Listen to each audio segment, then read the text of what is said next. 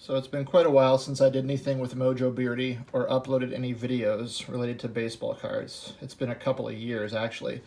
But I've been kind of digging through my collection a little bit more, selling some stuff on eBay, so I thought I would put up a couple of videos showing some new cards, showing some things I got going on.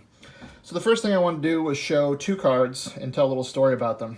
So I got these graded about a year ago, and they're both PSA 8s.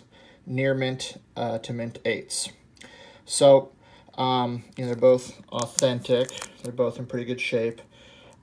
This one might be slightly better centered. Try not to get the glare on there so much. That might be a little bit better centered, but it has like a little printing mark. See right down there in the blue, like right here. But I think it's better centered of the two. So these cards I've had this one since I was a kid. My father had this one since I was a kid. So this is my card, this is my father's card. A little over a year ago, my father passed away, and he left me his cards. And so an ongoing debate we'd had since the 80s was which one of these cards was in better condition. Now, the kind of relationship my father and I had, it was never me saying, mine's better, yours isn't as good. It was always me saying, no, I think yours is better, and him saying, no, I think yours is better. So when he passed away, I inherited his collection. I sold a chunk of it through an auction house. He had a complete run of 52 to 2017 top sets, and I sold a bunch of the older sets for a significant amount of money, bought a new car, some other things like that. Anyway, I got his Jordan, and so when I was working with the auction company, they offered to help me get a few of my cards graded and charge me what they paid, which was not very much. And I got these two cards graded. And so they both came back PSA 8. So it's kind of funny to me that we spent all this time, my father and I, talking about whose was better. And in reality, they were both graded the same.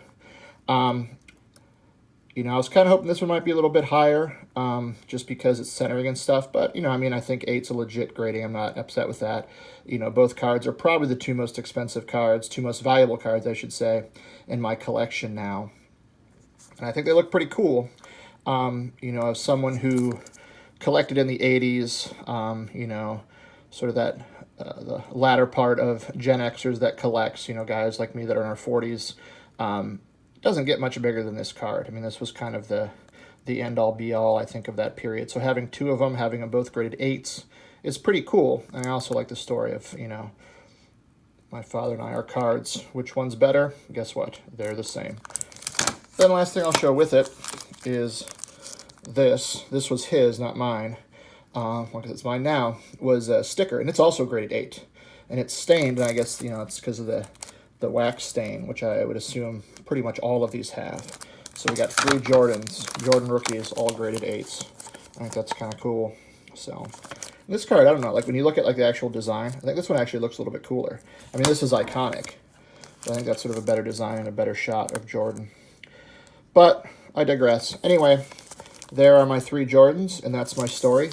I got a bunch more cards I'm going to go through over the next little while. Just share some stories about collecting and everything. So hopefully you like it and continue to check them out. Thanks.